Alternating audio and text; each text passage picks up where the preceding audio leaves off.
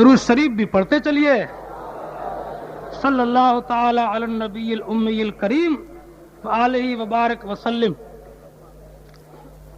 بات سمجھ میں آئی نہیں آپ حضرات کی خوب؟ مگر یہ چند جملوں میں کہہ کر تو گزر گیا. ہونا بھی ایسا ہی چاہیے. صرف میرے کہنے سے کام نہیں چلے گا. کردار بھی ایسا ہی ہونا چاہیے, گفتار بھی ایسی ہونا چاہیے. سب کچھ بعد میں, پہلے ہم ایک مسلمان ہیں. ہمارا اسلام, ہمارا ایمان پہلے. یہ بات طے ہوئی. اب ایک بات اور طے کرنا ہے آپ کو. جو دولت جتنی زیادہ قیمتی ہوتی ہے, اس کی حفاظت بھی, اس کی فکر بھی اتنی ہی زیادہ ہوتی ہے. مانیں گے نہیں؟ جیب میں اگر آپ ایک 54 کا سکہ ڈال کے چلیں, پورا ہندوستان گھومائیں, جس جیب میں 54 پڑی ہوگی اس جیب کی آپ کو کوئی فکر ہی نہیں ہوگی. نکال لے گا تو نکال لے. اور اگر آپ کی جیب میں 10,000 روپے کی کرنسی ہو تو بس کی سیٹ پہ بیٹھو گے تو کلی کی جیب کو ذرا سا دبا کے بیٹھو گے.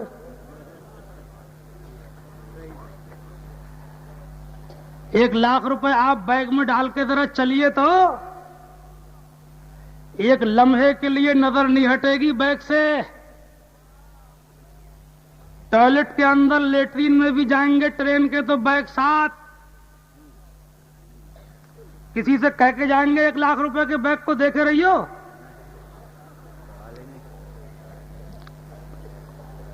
کھانا کھاتے پر بھی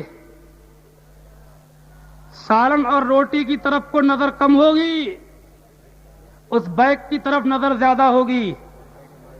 زیادہ سمجھانے سے کیا فائدہ؟ بات خوب سمجھ گئے ہوں گے آپ کہ جب دولت کم قیمت والی ہوتی ہے تو اس کی فکر نہیں رہتی, اور جب زیادہ قیمتی ہوتی ہے, جتنی قیمت بڑھتی جائے گی اتنی ہی اس کی فکر بڑھتی جائے گی. بولو طے ہے کہ نہیں بات؟ کانفرنس ہے, دیکھو باتیں طے ہو رہی ہیں. ہاتھ اٹھوانا کوئی ضروری تھوڑی ہے.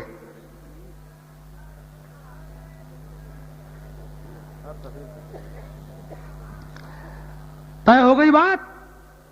ایک بات ابھی اور رہ گئی کہ دولت جب زیادہ قیمتی ہوتی ہے تو اس کی طرف آپ کی نظر بھی زیادہ ہوتی ہے, اور جن کی روزی اسی پہ چل رہی ہے ان کی نظر بھی اسی پہ زیادہ ہوتی ہے. آپ کی تو ہوگی ہی, مگر وہ یاران تیز گام جو ہیں جو اسی فراق میں گھومتے رہتے ہیں, انہیں بھی 54 والی جیب کی ضرورت نہیں ہے.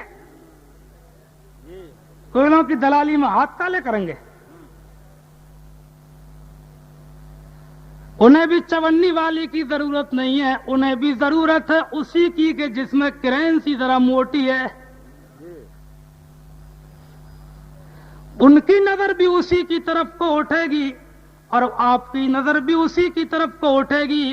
جب قیمتی دولت چلتی ہے تو مالک کو بھی اسی کی فکر ہوتی ہے, اور چوٹوں کی بھی نظر اسی پہ ہوتی ہے. آپ نے دیکھا ہوگا کہ آپ کے گھر میں بالفرض اگر من بھر سونا رکھا ہو, مان لیجئے تھوڑی دیر کو, ایسا نہیں ہے گھر جا کے کہیں ڈھونڈنے لگو کہاں رکھا ہے. من بھر سونا اگر رکھا ہو تو آپ کو رات بھر نیند نہیں آئے گی, بار بار اسی کی طرف کو دھیان جائے گا. کوئی ہمارے معظم اور معزز مہمان تشریف لا رہے ہیں,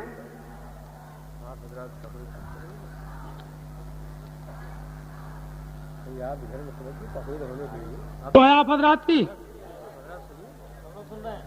تو آپ نے دیکھا ہوگا کہ پھکڑ بابا جن کے دروازے پہ کہاں کی کواڑیں کہاں کے تالے پھٹا بھی سنبھال کے نہیں ٹنگا ہوتا ہے، وہ رات بھر مستی کی نیند سوتا ہے، ایک بار بھی آنکھ نہیں کھلتی۔ اور سیٹھ جی کو آپ نے دیکھا ہوگا کہ کتا بھی پڑ رہا ہے، بندوق بھی بھری ہوئی رکھی ہے، پھر بھی رات کو چونکے سو رہے ہیں۔ ایک تو وہ ہے کہ بند کمروں میں بھی بے چینی کی نیند سو رہا ہے، اور ایک وہ ہے کہ کھلے دروازے پر بھی گہری نیند کے مزے لے رہا ہے۔ سبحان اللہ، سبحان اللہ۔ تو میرے بھائی وجہ کیا ہے؟ وجہ وہی ہے، بات وہی ہے جو میں نے آپ سے عرض کر دی کہ دولت جتنی بیش قیمت ہوتی جائے گی اتنی ہی مالک کو اس کی فکر بڑھتی چلی جائے گی، صاحب دولت کی توجہ اتنی ہی زیادہ ہوتی چلی جائے گی۔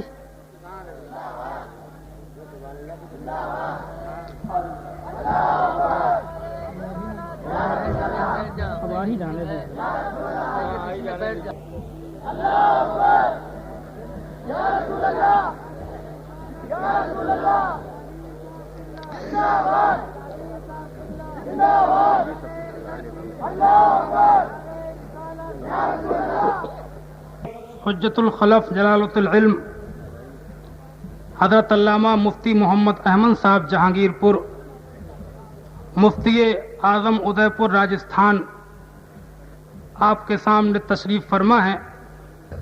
یہ اور ہمارے دوسرے اساتین امت جو یہاں جلوہ فرما ہیں، ان کی مبارک نورانی صورتوں کو دیکھنا عبادت ہے۔ اللہ تعالیٰ نے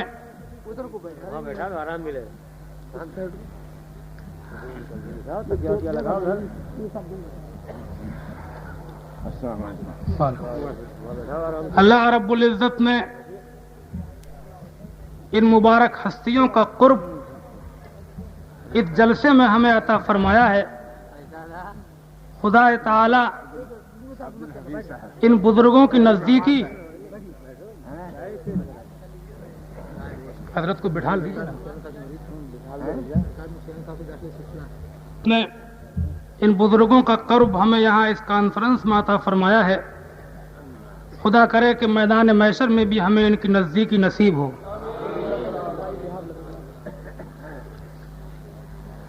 مگر یہ بتائیے کہ جو سبق ہم آپ کو پڑھا رہے ہیں اور ابھی ہم آپ کو بتا رہے تھے، وہ آپ بھول تو نہیں گئے؟ بات جہاں چل رہی تھی وہاں ہے؟ بہت سنجیدگی کے موڈ میں، بڑی پرسکون ماحول میں آج کی بات چیت ہونا ہے۔ عرض یہ کر رہا تھا کہ جتنی دولت زیادہ قیمتی ہوتی ہے اتنی ہی اس کی طرف کو توجہ بھی اور اس کی فکر بھی زیادہ ہوتی ہے۔ طے ہو گئی یہ بات کہ نہیں؟ بتاؤ مجھے۔ میں نے مثال بھی دے دی آپ کو، اور اب بھی آپ کی سمجھ میں نہ آئے تو خدا دے آپ کو تو ذرا 1 لاکھ روپے لے کر کے چلنا۔ سفر تو سفر، گھر میں رکھ کر کے دیکھنا، ایک لمحے کے لیے آپ کو آپ کی توجہ اس کی طرف سے نہیں ہٹے گی۔ حضرت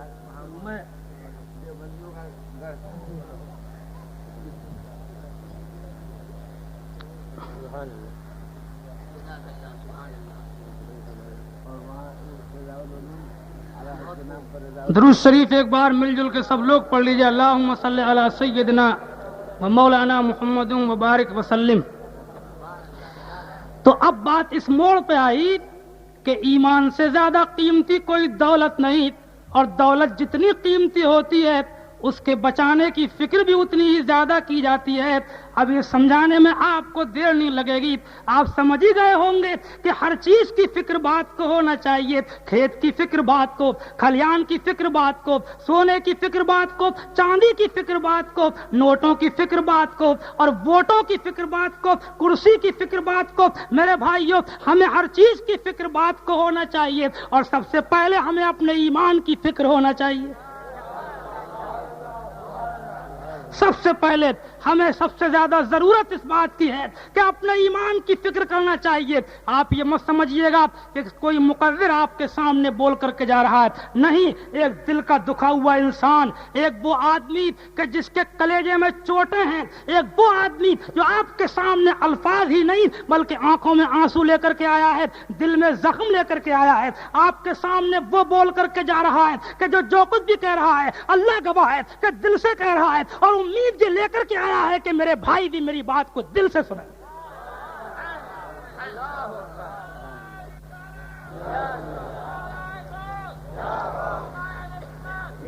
سب سے پہلے ہمیں اپنے ایمان کی فکر ہونا چاہیے، اپنے اسلام کی فکر ہونا چاہیے۔ یہی وہ آواز تھی جو بزرگوں نے لگائی تھی کہ جو جان مانگو تو جان دیں گے، اور جو مال مانگو تو مال دیں گے۔ جو جان مانگو تو جان دیں گے، جو مال مانگو تو مال دیں گے، مگر نہ ہوگا کبھی یہ ہم سے نبی کا جاؤ جلال دیں گے۔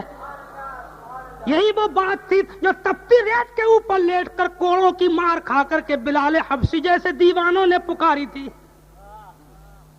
کفر کہہ رہا تھا کہ ڈنڈا و لاٹھی کی بنیاد پہ اسلام کو روکو، مار مار کے اسلام کا نام بھلا دو، اتنا مارو اتنا مارو اتنا مارو کہ بھول کر بھی کوئی عبداللہ کے بیٹے کا نام لینے کو تیار نہ ہو۔ ڈنڈا و لاٹھی کی بنیاد پہ اسلام بڑھا تھا تو اللہ نے کچھ دیوانے پیدا کر دیے تھے۔ اگر کفر کی مجلس سے آواز آئی تھی کہ ڈنڈا و لاٹھی کی بنیاد پر، ظلم و زیادتی، ایذا رسانی کی بنیاد پر ہم اسلام کو بھلا دیں گے، تو دیوانوں نے پھانسی کے پھندوں کو چوم کے کہا تھا، تپتی ریت کے اوپر لیٹ کے کہا تھا، اگر تیری تمنا مصیبت دے کر، ایذا پہنچا کر اسلام کو بھلانے کی ہے تو ہماری تمنا ہر مصیبت کو سہ کر کے محمد کا نام لینے کی ہے۔ تیرا حوصلہ اپنی جگہ، ہمارا حوصلہ اپنی جگہ، تیری تمنا اپنی جگہ، ہماری تمنا اپنی جگہ۔ اللہ اکبر۔ اور آپ دیکھیں گے ڈنڈے برستے رہے مگر اسلام بڑھتا رہا۔ آپ دیکھیں گے کوڑے پڑتے رہے مگر دین والوں کی صف لمبی ہوتی چلی گئی۔ آپ دیکھیں گے کہ ظلم و زیادتی کے پہاڑ بھی ٹوٹتے رہے لیکن دیوانوں کی گنتی بڑھتی چلی گئی، بڑھتی چلی گئی۔ مجھے کہنے دو کہ اسلام میرا ایمان طاقت و قوت کے، مادی طاقت و قوت کے بلبوتے پر نہیں پھیلا ہے۔ اللہ اکبر۔ اسلام غریبوں سے شروع ہوا، اسلام نہتوں سے شروع ہوا، اسلام مارنے والوں سے نہیں بلکہ پٹنے والوں سے شروع ہوا، اسلام طاقت و قوت والوں سے نہیں بلکہ بظاہر نہتوں سے شروع ہوا۔ اسلام ان لوگوں سے شروع ہوا جو پیٹ پہ پتھر باندھ کے نکلے تھے، اسلام ان لوگوں سے شروع ہوا جو فاقے کے اوپر فاقے کی مصیبت سہ جاتے تھے، اسلام ان لوگوں سے شروع ہوا جو ایک ایک کھجور کھا کر کے دن بھر کا گزارا کر لیتے تھے۔ اور مرحبا توفیق یزداں آفری ذوق عمل، مرحبا توفیق یزداں آفری ذوق عمل، اور بجلیاں گرتی رہیں اور آشیاں بنتا رہا، بجلیاں گرتی رہیں اور آشیاں بنتا رہا۔ تو میرے بھائی سمجھے آپ بات کو کہ مسلمان ہے تو پہلے اس کو اپنے دین کی فکر ہوگی۔ اور ایک بات یہ بھی ہے کہ جب دولت قیمتی ہے تو اس کی طرف انٹرنیشنل ڈکیتوں کی نظر بھی تو ہوگی، کیونکہ زیادہ قیمتی ہے دولت۔ لٹیا چوٹے ہاتھ نہیں ڈالیں گے، ہمت نہیں کریں گے۔ مہان شکتیوں کو فکر ہوگی، ناک والوں کو فکر ہوگی، کلغی والوں کو فکر ہوگی، سات سمندر پار والوں کو فکر ہوگی، ویٹو پاورز کو فکر ہوگی، ایٹم بم والوں کو فکر ہوگی، بڑے بڑے انٹرنیشنل ڈکیت میدان میں اتریں گے کیونکہ دولت قیمتی ہے، ایمان ہے، اسلام ہے۔ اور ایک بات اور، لٹیرے بھی دو قسم کے ہوتے ہیں، ایک ڈکیت اور ایک ٹھگ۔ کون کون ہوتے ہیں؟ ایک ڈکیت اور ایک، بولو بھائی، ٹھگ۔ ڈکیتوں اور ٹھگوں میں فرق سمجھتے ہو آپ؟ خوب سمجھتے ہو، خوب سمجھتے ہو۔ ذرا سا بتا دوں میں آپ کو، ڈکیت تو وہ ہوتا ہے کہ سینے پہ بندوق رکھ کے لوٹتا ہے، لٹتے پہ پتہ چل جاتا ہے کہ ہم لٹ رہے ہیں، خوب پتہ ہوتا ہے۔ اور ٹھگ وہ ہوتا ہے کہ لٹتے پہ پتہ ہی نہیں چلتا، گھر جا کے پتہ چلتا ہے کہ ہم لٹ گئے۔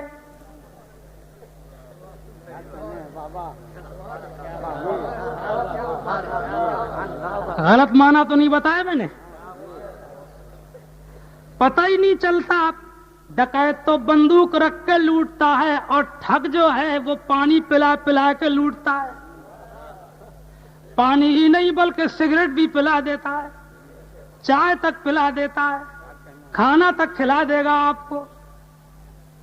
سر پہ ہاتھ پھیر پھیر کے لوٹے گا، وہ بندوق کی نال رکھ کے نہیں لوٹے گا، وہ پیٹھ پہ ہاتھ پھرا پھرا کے لوٹے گا۔ گھر جا کے آپ کو پتہ چلے گا کہ یہ آج ہمیں جو سونا دیا گیا یہ تو نکلا پیتل، وہاں تو آپ لے آئیں گے، ورنہ وہ ٹھگی کیسا اگر نہیں دینے میں کامیاب ہوا تو پھر ٹھگ کیسا؟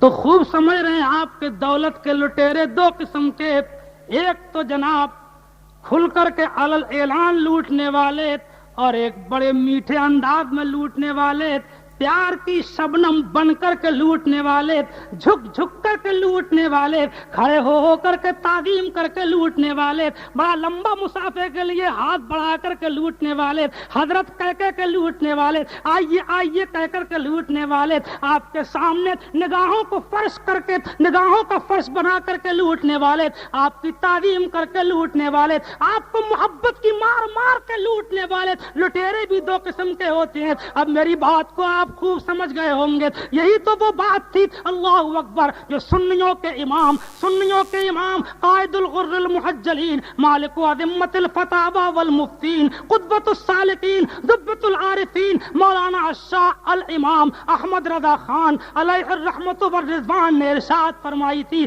کہ سونا جنگل رات اندھیری چھائی بدلی کالی ہے، سونا جنگل رات اندھیری چھائی بدلی کالی ہے، اور سونے والوں جاگتے رہیو چوروں کی رکھوالی ہے۔ پیار کی سونا جنگل رات اندھیری چھائی بدلی کالی ہے، سونے والوں جاگتے رہیو چوروں کی رکھوالی ہے۔ بات آئی ہے تو ذرا سی ایک ٹھگوں کی کہانی آپ کو سنا دیں، آپ کو دکھائیں ٹھگ کیسے لوٹتا ہے۔ ہم نے فارسی کی ایک بچوں والی کتاب میں پڑھا اور پڑھایا کہ ایک ٹھگوں کا گاؤں تھا، پورا گاؤں ٹھگوں کا۔ ایک شیخ جی بازار سے بیچارے بکری خرید کے لائے، کہیں راستے میں ان کا گزر ٹھگوں کے گاؤں سے ہو گیا۔ ٹھگوں نے مشورہ کیا، کانفرنس کی کہ بھائی بہت بڑا اجتماع ہوا ان کا، ٹھگوں کا۔ اجتماع میں یہ بات طے ہوئی کہ کیسے کر کے شیخ جی کی بکری چھینی جائے۔ شیخ جی آسانی سے قبضے میں نہیں آئیں گے، پڑھے لکھے نمازی داڑھی والے آدمی ہیں، مولانا ٹائپ آدمی ہیں، ایسے قبضے میں نہیں آئیں گے۔ اگر داڑھی منڈے پہنچو گے تو تمہاری سنیں گے ہی نہیں، داڑھی منڈوں کے بس کی بات نہیں ہے کہ شیخ جی کی بکری چھینے، سنیں گے ہی نہیں، کہہ دیں گے یہ تو غیر مقبول شہادت ہے، ان کی تو گواہی قبول نہیں، ان کی کیا سنی جائے۔ لہذا سوچا کہ شیخ جی کی داڑھی، شیخ جی کی بکری چھیننا ہے تو شیخ چونکہ داڑھی والا ہے تو داڑھی والے لاؤ۔ گاؤں میں چھانٹے گئے 8 داڑھی والے، 8 ٹھگ، لمبی لمبی داڑھییں، موٹے موٹے دانوں کی تسبیح، پسیری پسیری بھر کے صافے، جیبوں میں مسواک، ماشاء اللہ کیا پوچھئے، دیکھیے تو نثار جائیے۔ بیٹھ گئے راستے میں، 1 2 3 4 5 کنارے کنارے راستے میں دور تک بیٹھ گئے۔ اب بیچارے بکری لے کے آئے، پہلے کے پاس سے گزرے تو اس نے کہا حضور یہ آپ آج کتا کیسا لیے جا رہے ہیں؟ دیکھو تک دیکھو۔ شیخ نے سمجھا کوئی پاگل ہے، کبھی کبھی داڑھی والے بھی پاگل ہو جاتے ہیں، ہوگا کوئی۔ تھوڑا سا آگے کو بڑھا تو دوسرے نے بھی کہا حضور یہ آج ہم کیا دیکھ رہے ہیں، آپ اور کتا؟ جب دوسرے نے کہا تو شیخ نے پیچھے کو گھوم کے دیکھا تو بکری کے 2 سینگ دکھائی دیے، کہا چل بے وقوف، کتے کے بھی کہیں سینگ ہوتی ہیں؟ مگر اتنی بات ضرور ہے کہ دوسرے آدمی کے کہنے کی وجہ سے شیخ نے پیچھے کو گھوم کے دیکھا۔ شیخ سے یہ تو پوچھو کہ تو جب بکری خرید کے لایا تو 1000 کہنے والے بھی کہیں، تجھے پیچھے کو گھوم کے دیکھنے کی ضرورت کیا پڑی؟ تو عقل مندوں کی مجلس میں اس کا جواب یہ ملے گا کہ جب کوئی بات کہی جاتی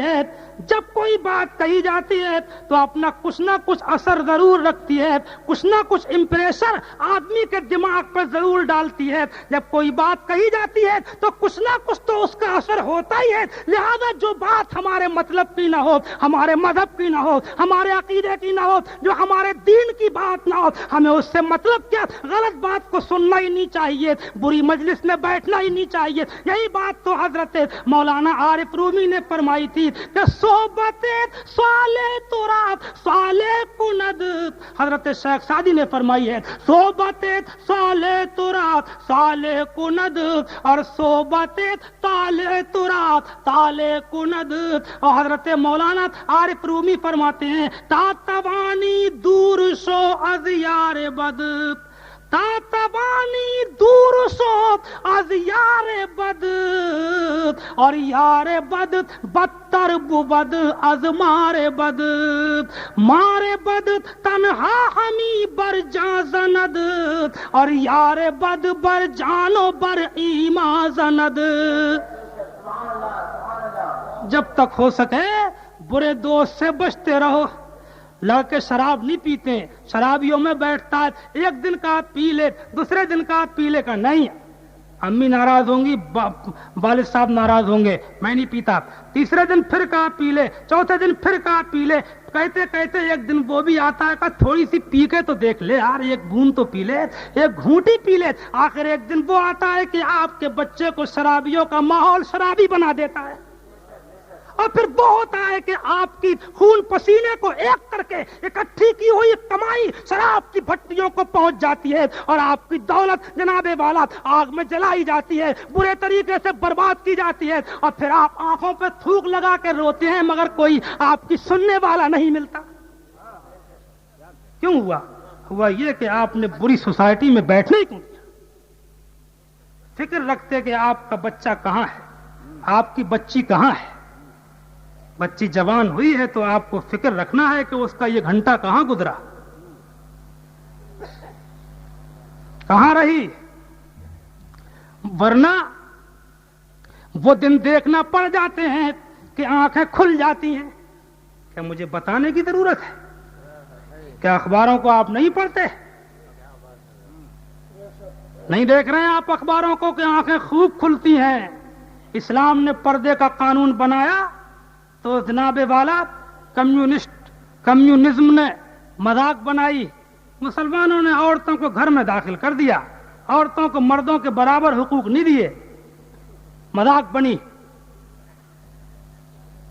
آپ کو معلوم ہے مذاق بنانے کر کے تم مذاق تو بنا سکتے ہو، لیکن آؤ حقانیت کے میدان میں ذرا मुआशरे के ऊपर नजर रखने वाले देखें, आज अखबार भरे हुए हैं कि वहां से गुजरती हुई अगवा कर ली गई, फला जगह जना बिल जबर हो गया, कॉलेज से आती उठा ली गई, कॉलेज को जाती उठा ली गई, सरकारी नौकरी करने गई थी। मेरे सामने एक दो नहीं सैकड़ों वाकयात मेरे दिमाग में है, अखबार भरे हुए हैं ऐसी बातों से। अल्लाहु अकबर। अब उस बाप की आंख खुल जाती है कि जिसकी बेटी के साथ ये हुआ, अल्लाहु अकबर, उसकी आंख खुल जाती है। उसकी आंख खुलने से पहले मैं चाहता हूं कि तमाम दुनिया की आंख खुल जाए और इस्लाम पर एतराज करने वाले आए और पैगंबर मुस्तफा जाने रहमत सल्लल्लाहु अलैहि वसल्लम का कलमा पढ़ करके आज भी मुसलमान बन जाए।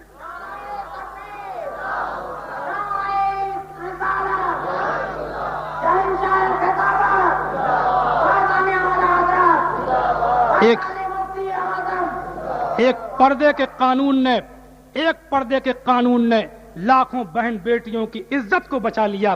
थाने और जेल और पुलिस के डंडा और लाठी वो काम नहीं कर सके जो मुसलमानों के इस पर्दे के कानून ने करके दिखा दिया है।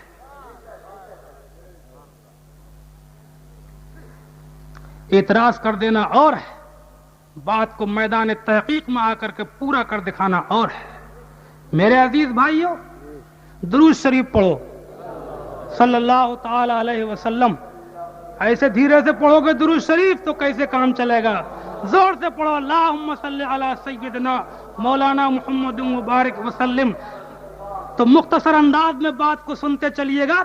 मेरा मकसद ये है कि चाहिए ये कि गलत सोसाइटी में बैठा ही ना जाए, गलत आदमी की सुनी ना जाए, गलत बात के पास जाया ना जाए, गलत जलसे में न जाया जाए, गलत महफिल में न जाया जाए। जो हमारे दीन के, हमारे अकीदे के खिलाफ हो, हमें उसकी मजलिस से क्या मतलब? जो हमारी मीलाद में ना आए, हमें उसके इज्तिमा से क्या मतलब? जो हमारे साथ सलाम ना पढ़ सके, हमें उसकी जमात से क्या मतलब? जो हमारे दीन का नहीं वो हमारी दुनिया का भी नहीं।